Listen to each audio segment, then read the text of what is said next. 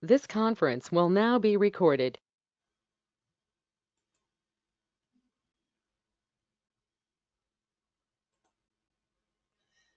Well, welcome everyone. We've got an interesting webinar today. It's a view through the excellence lens, Canada and the United States. And I was just saying behind the scenes that we're certainly hearing a lot in the news today about these two countries, but it's mostly on tariff discussion and political discussions because we've had a recent election in the United States and we're dealing with one here in Canada right now. So these sorts of things have been top of the news cycle. But what we've done here is we've taken a look at what's going on in Canada and the United States through an excellence lens. And this is a little bit different, but and fascinating. It's just been fascinating putting together some of the data and doing some of the research that we're going to discuss today. So my name is Dawn Ringrose, and I'm Principal of Organizational Excellence Specialists, a global expert in the business excellence field. And I'm author of the Organizational Excellence Framework publication that we use and the accompanying toolkit to work with organizations to make improvement, more simple and straightforward and cost effective and time efficient. Some of our clients have been recognized at national excellence award programs, and I've had a chance to speak about the work that I've been doing at international conferences and publishing about it in international journals. Also joining us today is a member of our team, Dale Weeks, and he's a licensed professional with organizational excellence specialists. He's a global expert in the practice of benchmarking. And prior to working in the consulting area, now he worked with several organizations that were, top-notch, real great role models in terms of their journey to excellence.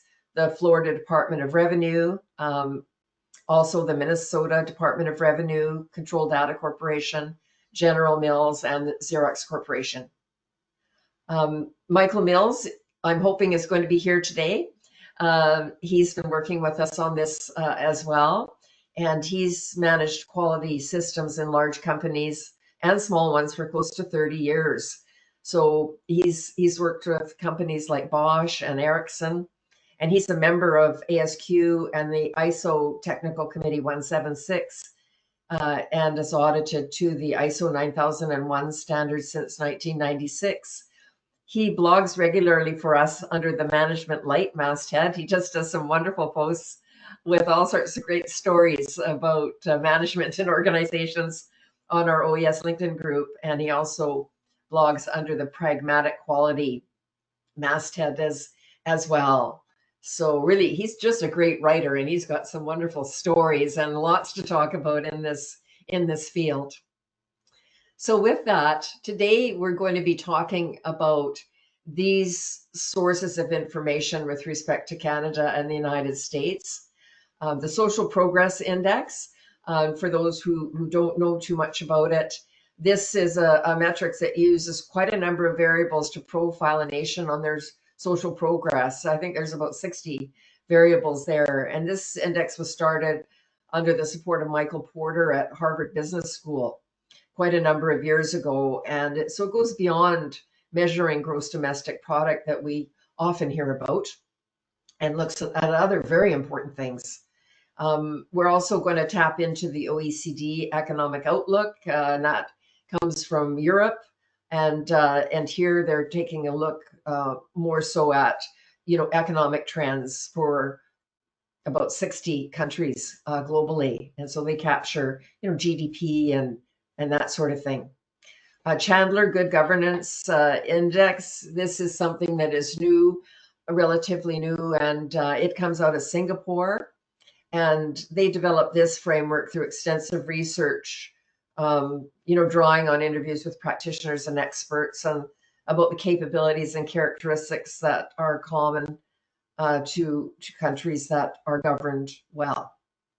And then we're going to tap into the Global Organizational Excellence Index, of course, which is something that we've been part of developing And this index started with a 2-year project that was done at QMD ASQ with the Organizational Excellence Technical Committee. And it started out as a 2-year project and ended then. But then I thought we need to continue this because we needed to build it up so that we had enough respondents and could be somewhat confident about, the data that we were reporting. And so we, continued that and have done that 10 years now. And we've got about 4,000 respondents, and we've published 4 interim reports. And so it's really interesting to take a look at how organizations are measuring up to the principles and practices that we find in excellence models. And we're diving into that by size, industry, sector, and region. And in some cases, we've got, quite a number of high responding countries. So we get a good chance to look at them too. And for both Canada and the United States, they both fit into that country category. So we've got some good data there. So we're also going to share a little bit of humor because, we know Canadians and Americans, we've got some good humor that goes back and forth between our countries and the characteristics of our citizens. Although we're quite similar, there's some differences. And so let's start this with the Canopy and the USB. One makes honey and the other uploads it to the cloud. So we'll share a few tidbits like this throughout the presentation as well.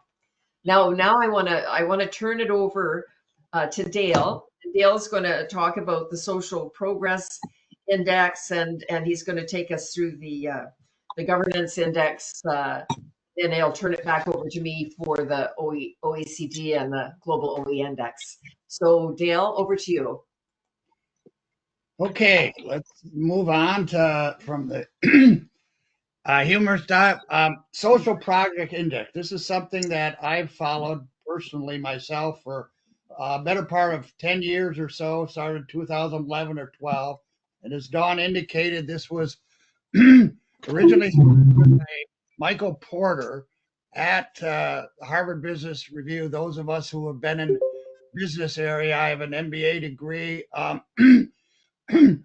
Have followed Michael Porter. He was focused in on the competitive advantage of nations and so forth. But what they started several years ago was to go beyond traditional economic measures, this gross domestic product that economists usually employ to compare.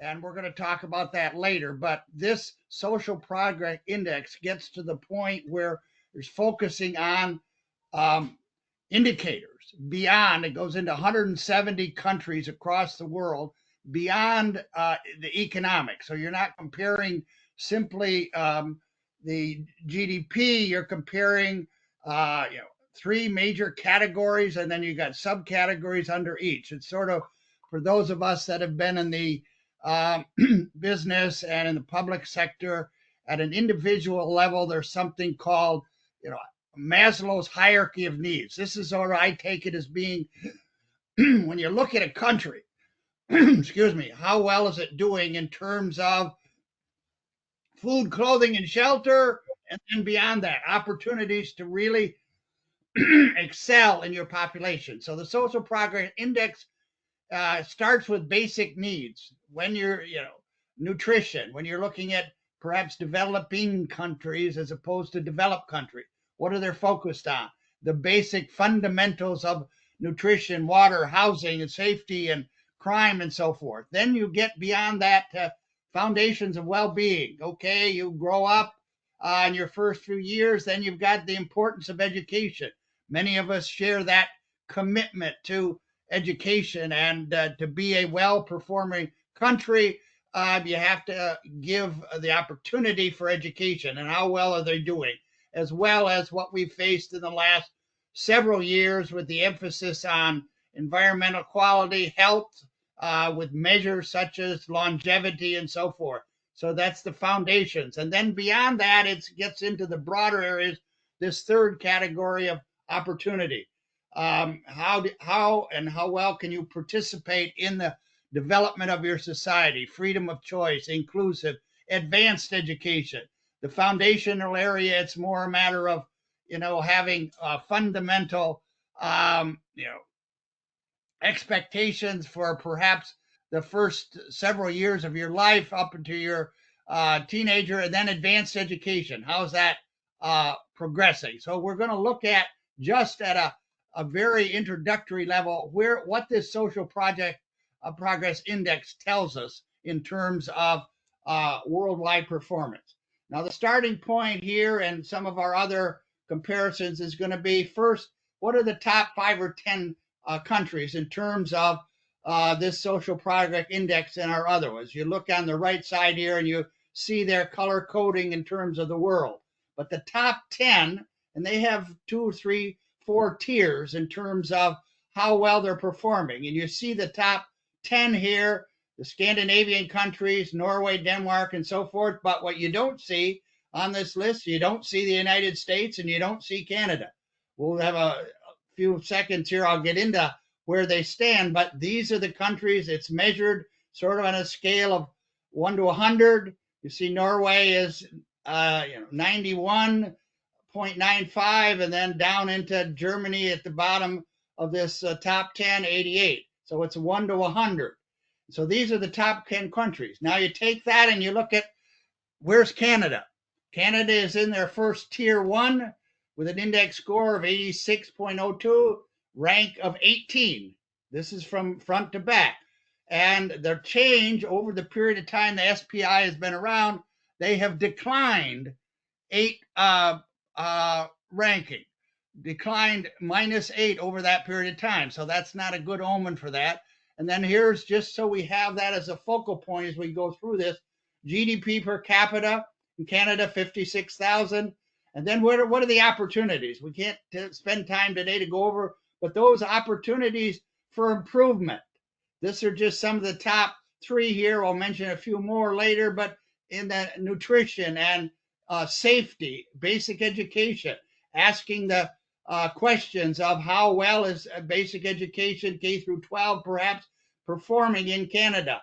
And then you've got mobile phone. When you compare a country versus country, how much access do they have? What percentage of your population has access to internet and their phones and so forth? And then you get into the environmental quality, waste management, and rights and equality among your population. So those are some of the areas for development. Now, how does that compare to the United States? The United States is ranked 31 in tier 2. So if you look at here, you look at maybe the economic ones, you see the GDP is 71,000, but their rank change since 2011 has declined by 11 positions on their ranking, and they're still within tier 2. So there's a lot of growth there. The opportunities for improvement, at least these are in 2025, nutrition, child mortality. Many of us here in the U.S. have faced some of that. You've got problems with diet, obesity, issues like that, water and sanitation, satisfaction with service. So those are some of the areas of improvement. And then you can go further down into pick one here from basic education. Children, where I sit here in Minnesota, and you compare across our 50 states, in some schools, their excuse me, proficiency in terms of math and science, just an example, is luckily if it's going to be 50%. So we got 50% in some cases of students who are not learning at the level, and when you compare them with other countries. And then you've got the health, access to essential services. That's one area here in the United States that comes up often across comparisons between Canada. We have somewhere in the range of 20 to 25 million people in the United States who do not have access health care. They may have to go to an emergency room. Life expectancy, especially during COVID, at age 65 and beyond, has gone down in terms of the United States. So there's a lot of areas of growth based upon what the SPI tells them. Okay. Now, these are some of the others: environmental quality, waste recovery, similarity, political rights. We've had some of that in recent years in terms of who can participate, how do you get your voting rights and so forth, freedom of choice, freedom over the life choices you make in terms of combined marriage, sex marriages and so forth, inclusive society, discrimination. We've had trouble with that. Here I sit in Minnesota. We had the problem with George Floyd event in 2000 or so, 5 years ago. Young people not in education.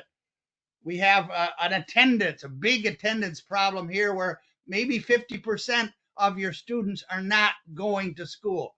And then the advanced education, academic freedom, and being able to pay for education. Right now, some of our colleges and universities, the cost to participate on an individual level is reaching close to $100,000 a year, and big debt associated with that. So that's the United States in terms of the SPI. Now, let's go back. Dawn, you want to take the humor here?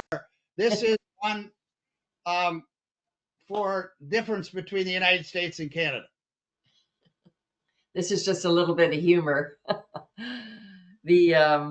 And that because, you know, when you think about those statistics that you're just sharing and all those opportunities for improvement, it's surprising in countries that are as rich and developed as Canada and the United States that they've still got a lot to work on, right? In terms of social progress.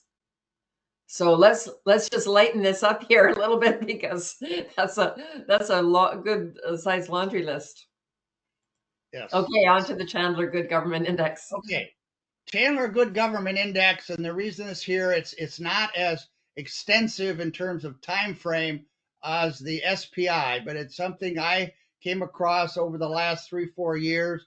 Dawn indicated it's a study being done continuously on an annual basis. It's been done for 4 years by this Chandler Good Government organization in Singapore. And what it is a practical tool. It's for practitioners. It's not for academics. It's not for any kind of political context. It's done with a very focused measurement approach toward what is good governance and what are the principles behind good governance, and then how well does the world. Now, they're not up to 170 countries, but they're close to 100 that has got about 90% of the world's population. What does Chandler look at in good government? These are the 7 areas, and they are all fairly familiar, but you can highlight some: leadership, robust laws and policies. We have some concerns about, the rule of law here in the United States. Strong institution, trust in government. How strong is that trust in government? Financial stewardship. I think both Canada, and we'll see some of that later, perhaps when we talk about debt management. We have an exceptional high debt here in the United States. Attractive marketplace. How does your government support the business environment? Global influence and reputation. You may have a good country, but it's not looked upon in terms of leadership and their reputation. Helping people, provide the basis we talked about in SPI of education, the importance of it. So these are the 7 areas that Chandler looks at. Now we'll take that down to, okay, how do they rank in terms of countries? Again, here's the top 10 as designated over the last 3-4 years by this Chandler group in Singapore. And strange as it might seem, that Singapore is at the top. The measurement here is 0 to 1. You get Singapore at the top. It's about like saying they're at an 86th percentile kind of thing. You see again the Scandinavian countries. Switzerland appears there, Norway, Sweden, but no Canada, no United States there. And so the top 10 countries. Now, the reason this comes out of Singapore, just to have some background, Dawn and I have talked about off and on, you may know something about Singapore. As a country, that did not exist in the mid-60s. So they went out, it was a sort of spin-off from mainland China, and they went out and said, okay, how can we build a society? and they have been very proactive. It's a small island country, but they've been very proactive, and you'll see some of their results in terms of government. Okay, that's the top 10. How does Canada, the United States compare? Canada here is 0.750, about a 75%, ranking 12, and they've gone up over the 3-4 years that Singapore has done this ranking. But there's still areas for improvement. Now, this should be those that indicate that they're below a 0.6. Leadership and foresight. We have concerns in various countries. We have concerns here with ethical leadership in U.S. I think, Canada has some of that, but it's more of what does leadership stand for? Ethical, strategic, planning, innovation, long-term vision. What do they do in terms of similar to the SPI, education, health, citizen satisfaction? We have followed, many of us involved with this excellence stuff, what they've done in Canada, an Institute for Citizen-Centered Service that looked at citizen satisfaction over the last 10, 15, or 20 years. So what are they doing for citizens, helping people grow and develop? Strong institutions. How does your government coordinate with other institutions? Is it considered too much bureaucracy? And then the environmental performance. So those are the areas in terms of Canada. Where does the U.S. stand? Okay, U.S. is a little higher, 0.747%, ranking 15th, but they've gone down one in the 4 years of the Singapore ranking. Similar kinds of areas to focus in on. Strategic prioritization. In not a lot of governments do you have a strategic direction. I worked, as Dawn indicated, in 2 major states, in the state of Minnesota and the state of Florida. Florida is one of the largest populated states in the U.S., but we didn't have much in terms of strategic planning and implementation, innovation. Are you still doing the same things you did 3 to 5 years ago? What kind of innovation? Robust laws, transparent, open meetings, strong institutions and coordination. So that's where the U.S. is. So there's a lot of growth. There's also in that area I mentioned earlier, financial stewardship.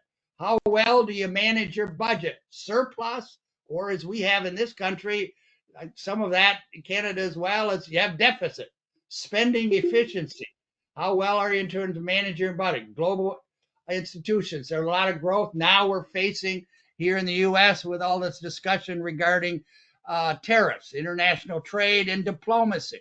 Do you place a focus on diplomacy as opposed to other ways to try and address issues we have on a global basis? And then helping people rise. If we compare some of the institutions in the United States with Canada, I think there's some cases where you can argue some of the institutions across Canada at the provincial level. When I got involved with comparing the United States versus Canada, there was a lot going on, various provinces across Canada.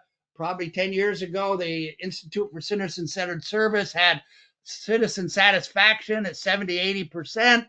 It's now declined possibly closer to 40-50%, but there's a lot of areas that the U.S. needs to focus on in terms of helping people react. So that's the focus from the Singapore study and where it compares.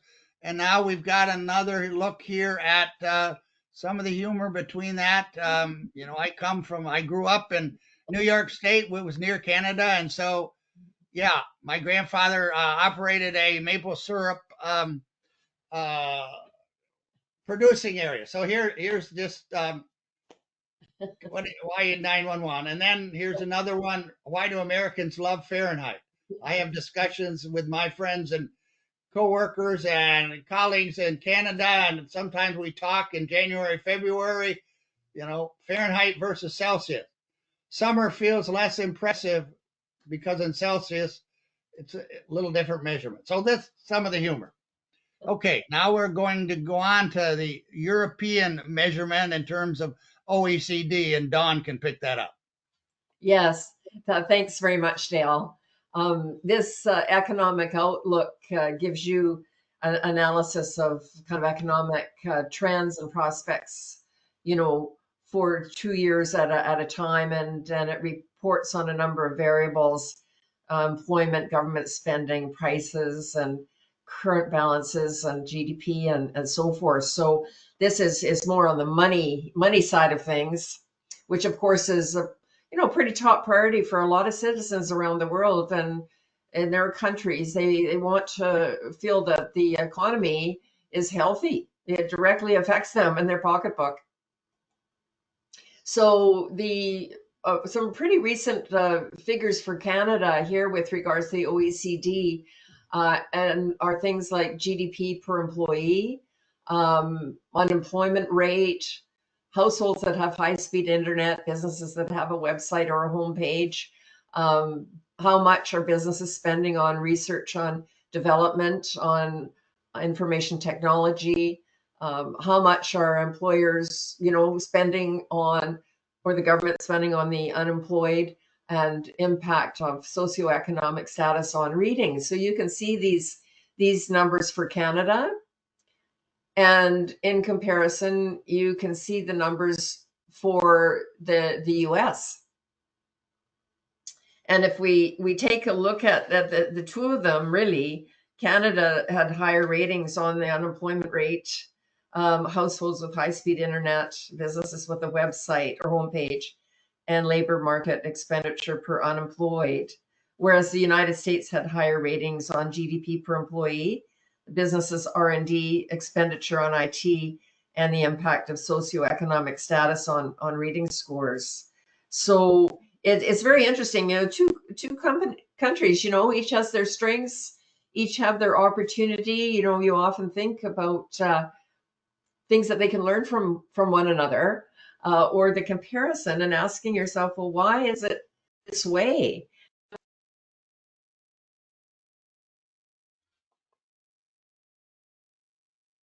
To work with.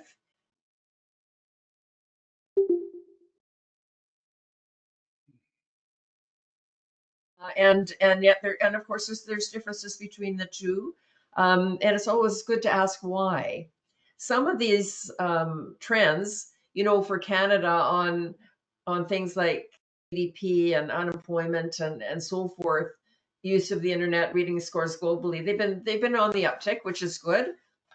And similarly, US since 2022, things have been progressing in a desirable direction. Maybe the reading scores globally, the PISA results maybe need, quite a bit of work. So it's always interesting to take a look at both of our countries from this respect as well. And then GDP per capita growth. I think this is where these numbers really reflect where citizens are, their quality of life in terms of the GDP per capita growth. And we take a look at, the averages in US dollars for the last 10 years, taking a look at where we were at in 2013 and where we're at in 2023. And we see a very modest growth rate in Canada and a little bit better one in the United States. And I asked myself the question, well, who are some good role models in this area, around the world? And we have several for different reasons. Ireland, they've got a robust tech sector, favorable tax policies. They've been attracting multinational corporations, and they're sitting in the 2023 figures at 110,000, and a growth rate of 9.4%. Take a look even at Poland. They've transformed from a post-communist economy to a European success story, improvements in the manufacturing infrastructure and innovation. They've been integrated into the European Union. They've got very strategic economic policies, and their GDP per capita has risen from 23,000 to 48,000, and a growth rate of 7.9%. Singapore, again, is doing well. Strategic resource planning, national cohesion, specialized innovation, agile economic policies, openness to global markets. They've gone from 55,000 to 85,000 and a 4.4% growth rate. South Korea is another one. They've been focusing on technological advancement, education, innovation, and export-oriented policies. They've gone from 33,000 to 55,000 and a growth rate of 5.4%. And lastly, Switzerland has been a good example. A stable political environment. They've got a strong financial sector, high quality manufacturing, a focus on high value industries and skilled labor. And they've gone from 65,000 to 90,000, a 3.3%. So it's really interesting to take a look at other countries around the world. And, you know, we work on the things that we think we need to work on, but it's always good to take a look at other role models and what are they doing and why is their growth rate higher or why is their GDP per capita higher. So it's always good to look outside of ourselves. And this is the area of benchmarking or learning from others. So another joke for us to consider about Canadians and Americans. And now on to the global OE index. And as I said, this is a study that's been going on for the last 10 years. It's taking a look at organizations and the extent to which they have the principles in place that characterize a culture committed to excellence, and they've deployed practices that we know are common to high-performing organizations. And these practices are found in excellence models. You might have heard of EFQM and Baldrige and other Canadian model, the Australian model. Those were the ones, first ones introduced back in the late 1980s, early 1990s. And they're still, of course, around and they've evolved, but they've been the ones upon which a lot of other countries have based their excellence models. They've adopted them or they've created their own. And at Organizational Excellence Specialists, we have a model that has combined all the good things in these leading models, and it's taken things up a notch in terms of providing implementation guidelines for the users, because surprisingly, that information had been missing all these decades. So that's something that we have got on our website and that we say to people, please download it. It's free. Use it to your advantage, because we really believe that organizations can do an awful lot on themselves. There's that do-it-yourself group, but there's those also that might need a little help. Maybe they need to take some workshops, and then others that need a little bit more help, and that's where they might look for consulting services or coaches and things like that. So when the Global OE Index was launched, it was as a result of the work on the Organizational Excellence Technical Committee at QMDSQ, and we were talking amongst ourselves. There's all these executive team members kind of represented different excellence models, and we were looking for a project that would really be one that would unite the excellence community and do some good, right? And on the webpage, there's all the proposed benefits and rationale as to why we wanted to do this. But we also had the support of several bodies like the International Association of Quality, the ISO Technical Committee 176, the Global Benchmarking Network, and then I was asked to do the study on a voluntary basis, I might add. And because I've had this, model that combined the leading models, and I also had an automated assessment reporting tool, and so I said yes. And I'll tell you, I didn't realize at the time how much work it was going to be to try to get in the close to the 4,000 respondents that we've got today, but it has been fascinating and well worth all the time and effort. We've released 4 reports, just one recently, and we make those reports freely available on this webpage as well. So we invite you to download it and take a look at it, because boy, these reports are just getting richer and richer and richer, and really feeling quite confident given the response rate and the good cross section of respondents about what we're able to report there. So it's good learning there for everybody. So I'd invite you to do that. So this is the framework that we're using on this diagram. On the inner circle, there's the principles that characterize the culture committed to excellence.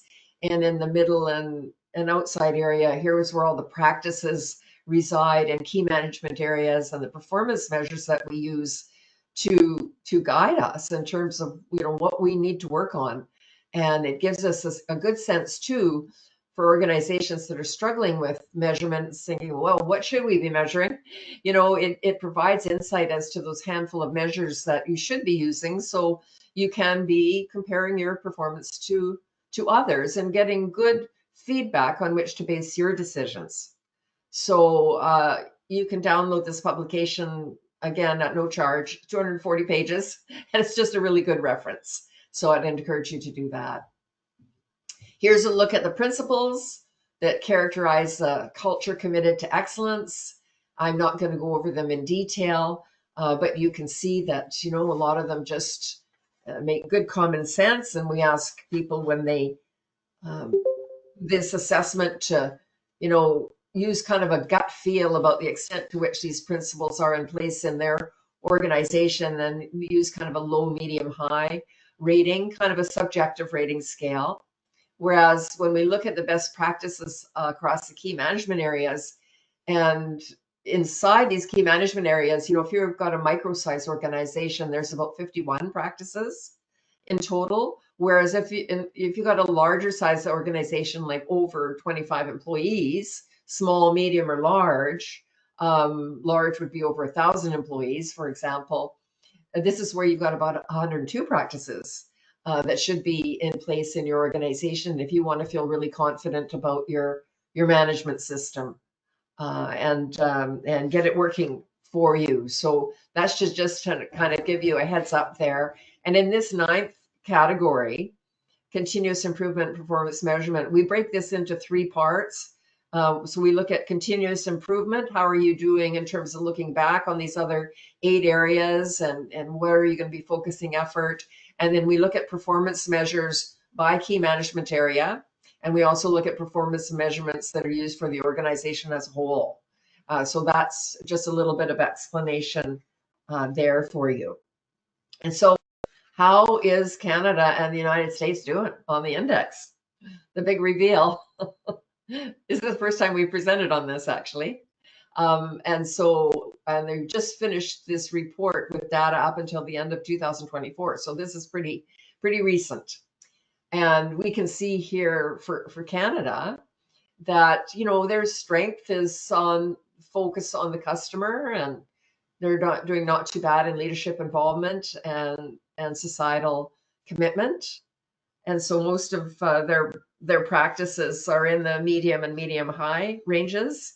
And highest rated, of course, is focused on the customer, but the lowest rated were the prevention-based process management and the data-based decision making. And if we look at the key management areas, most of these are in the good start range. And here's where we get much more objective with our rating scale. And we take a look at the approach that's being used with these practices, the extent to which they're deployed throughout the organization, the results that our organization is getting, and also that mindset that people in the organization have. Is it reactive, preventive? Is it continual improvement? And so this gives us a read, and there's 4 categories: just beginning, good start, doing well, and high performance. And so on a 1 to 10 scale, these are in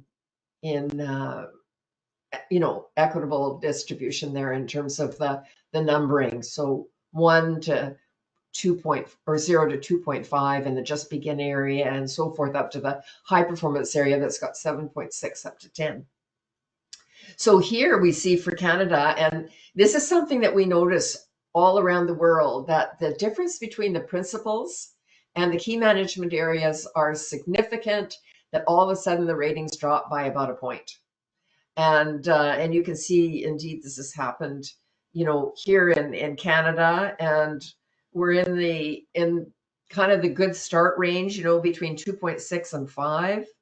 Highest rated was governance, and the lowest rated was planning, work processes, suppliers, and partners. But, when you take a look at these numbers, they're all, pretty close. And, we don't have anything in the high performance area. So average score overall, if you take the average on the principles and you take an average for each of the key management areas, we've got a 4.48 average for Canada. So they're in the good start area, kind of on the upper end of the good start area. And their highest rated practice, over 6.3, was ensure you've got a good governance system in place that meets your obligations, legal, ethical, reporting, financial obligations. Their lowest rated practices, so they got below 3.3,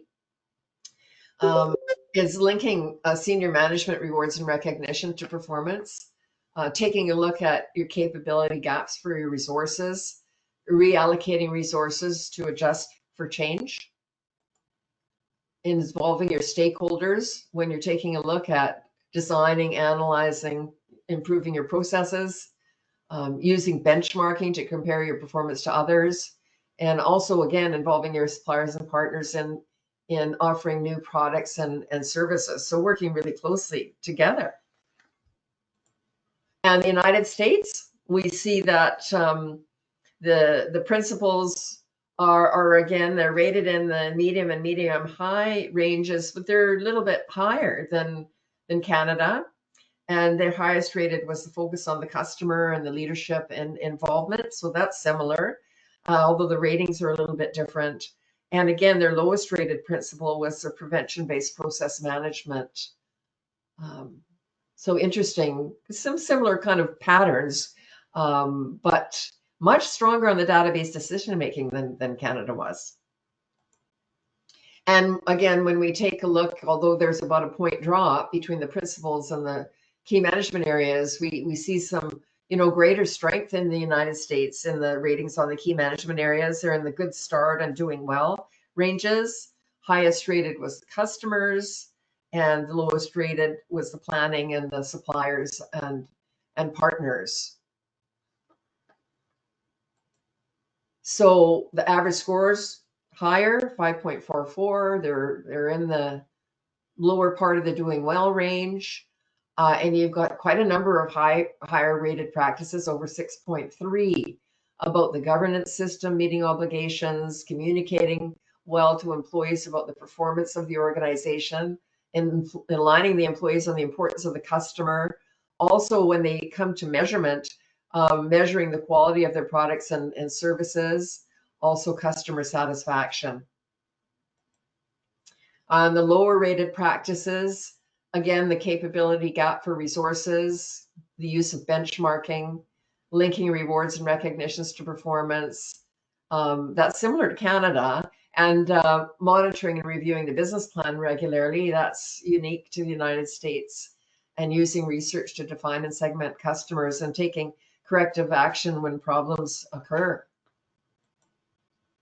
So when I took a look, just one additional thing I want to say about this, when I took a look at the kind of profiles of both Canada and the United States, one thing that really, really jumped out at me was the strength of the United States in the customers area.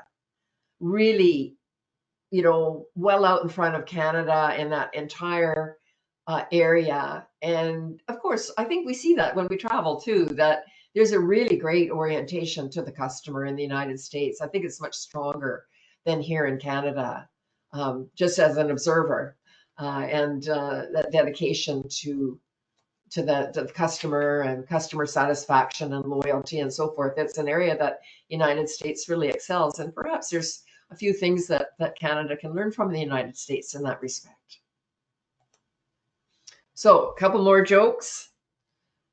And I really like this one because this is so true about people in business, that in the United States, they're much more aggressive than in Canada. We're much more complacent and wanting to make sure everybody's got their fair share. It's a little bit of a different attitude, but this is something. When we do trade, we do so much trade with each other too. I mean, Canada, 70% of their trade is with the United States. we've had a very successful trade relationship over the years, although there always has to be adjustments.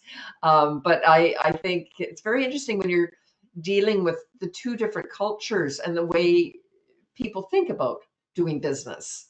So this is something for people to ponder. So with that, I'll stop the slideshow, and then we can open it up to have a little bit of discussion, some questions, some answers, and just general conversation. So let's open it up. I'll end the PowerPoint presentation here.